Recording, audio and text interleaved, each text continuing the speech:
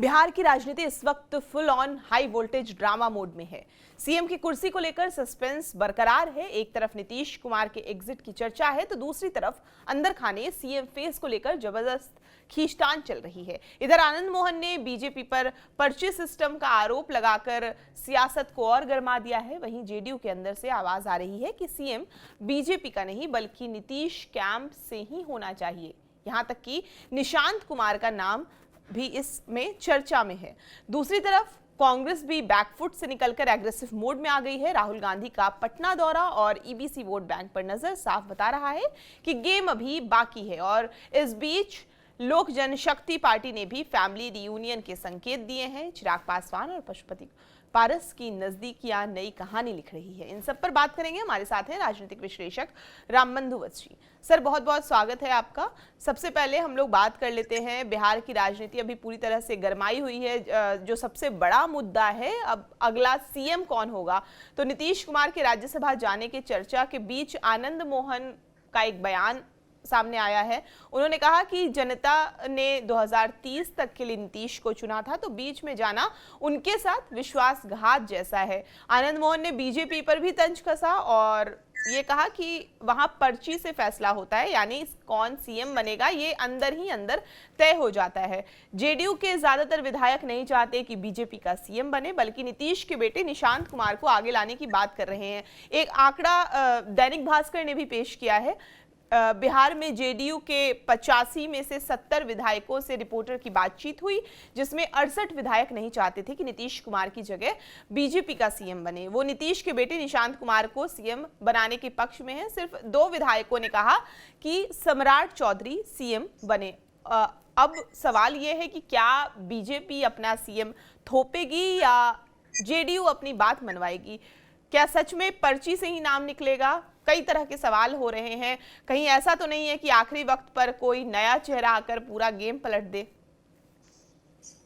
जी, मुख्यमंत्री तो बीजेपी का होगा और बीजेपी जैसे अपना मुख्यमंत्री तय करती है वैसा ही तय करेगी। जैसे कि केंद्रीय नेतृत्व तय करती है और प्रदेश के नेताओं को बताया जाता है। बताने का तरीका चाहे फोन कॉल के जरिए हो या पर्ची के जरिए हो, लेकिन ये बीजेपी की अपनी कार्यशैली है और अपने ही तरीके से बीजेपी बिहार में भी दूसरे राज्यों की तरह इस बार बिहार में भी अपना मुख्यमंत्री तय करेगी। हाँ, जदयू के जो नेता हैं इस वक्त नीतीश कुमार या निशांत कुमार, इन दोनों को लेकर के एकजुट हैं।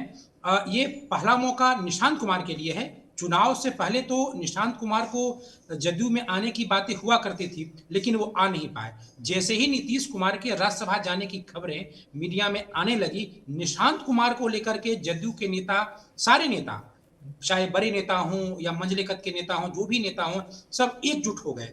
आपको याद ही होगा कि राज्यसभा जाने से पहले का वो मसला, जब कई जदयू के कार्यकर्ता थे, कहीं प्रदर्शन पे बैठते थे कि निशांत कुमार को लाया जाए, कहीं पोस्टर लगाते थे, लेकिन बड़े नेता ऐसा कभी नहीं कहते थे कि निशांत कुमार आएंगे। लेकिन सब कुछ जो जिस तरीके से बिहार में या जदयू के अंदर जो भूचाल आया, राजनीतिक भूचाल आया, उसके बाद निशांत कुमार को लेकर के एकजुटता हो गई है।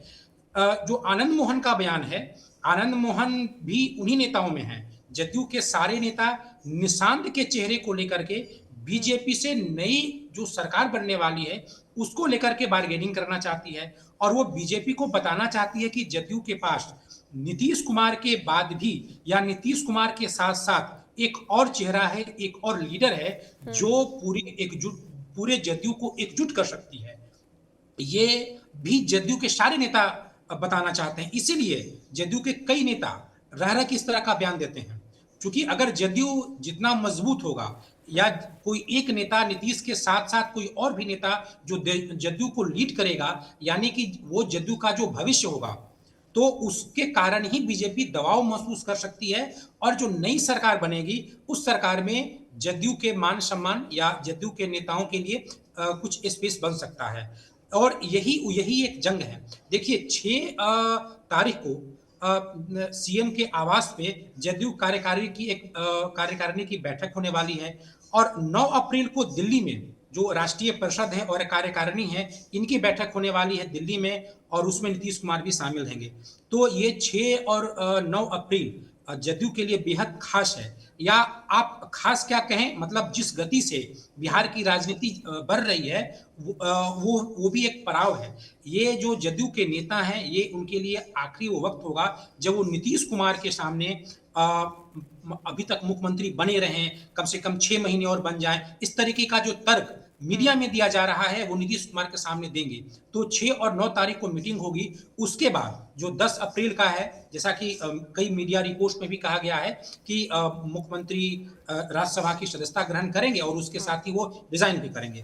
तो जदयू के नेता जो बार बार मीडिया के सामने ये कह रहे हैं कि 6 महीने तक किसी भी सदन के, मतलब बिहार मंडल में किसी भी सदन के सदस्य रहे बिना 6 महीने तक नीतीश कुमार मुख्यमंत्री रह सकते हैं। इसका कारण ये है कि 6 महीने का टाइम एक बड़ा होता है। हो सकता है कुछ ऐसी परिस्थितियां बदल जाएं, कुछ ऐसी चीजें आ जाएं, खासकर कम से कम जो चुनाव होने वाले हैं पश्चिम बंगाल में, असम में, इनका रिजल्ट आ जाए, उसमें अगर बीजेपी की हार होती है पश्चिम बंगाल में, तो शायद बीजेपी बैकफुट पे जाए। इस तरीके की जो अटकलबाजी है या जो संभावना है वो जदयू के नेताओं के मन में है, दिलो दिमाग में है, और 6 महीने में कुछ इस तरह का परिस्थितियां बदल सकती हैं कि शायद कहीं नीतीश कुमार अपने निर्णय पे पुनर्विचार करें। तो इसीलिए वो 6-6 महीने की बात कह रहे हैं। लेकिन जो जदयू की जो गति है, खासकर जो नीतीश कुमार जो राजनीतिक सोच है या जिस गति से वो बढ़ रहे हैं, वो गति इस्तीफा की ओर ही जाता है। यानी वो राज्यसभा की ओर जाता है, बिहार में मुख्यमंत्री के पद को छोड़ना ही हो, यही एक नीति लगता है कि नीतीश कुमार की अब बन गई है। अब देखने वाली बात है कि 6 अप्रैल को जदयू के लोग, जदयू के जो बड़े नेता, महत्वपूर्ण लोग हैं, वो लोग नीतीश कुमार को कैसे मनाते हैं या मनाने में सफल होते हैं, या नीतीश कुमार के राज्यसभा जाने के बाद वो निशांत कुमार को लेकर के अपनी किस तरीके से मोर्चाबंदी करते हैं। और वो जिस तरीके से निशांत कुमार के चेहरे को लेकर के, या यूं कहें कि निशांत कुमार के कंधे पे बंदूक रख के जदयू के नेता जिस तरीके से मोर्चाबंदी, उससे आगामी सरकार का भविष्य तय होगा। क्या सब कुछ बिल्कुल ही शांत तरीके से आपसी सामंजस्य के बीच ये गठबंधन की सरकार चलती रहेगी, या फिर कोई खटपट होगा? क्योंकि राजनीति तो संभावनाओं का ही खेल है। ऐसा नहीं है कि बीजेपी अपना मुख्यमंत्री बना दे तो 30 तक का जो कार्यकाल है वो फिर पूरा ही हो जाए शांतिपूर्ण तरीके से।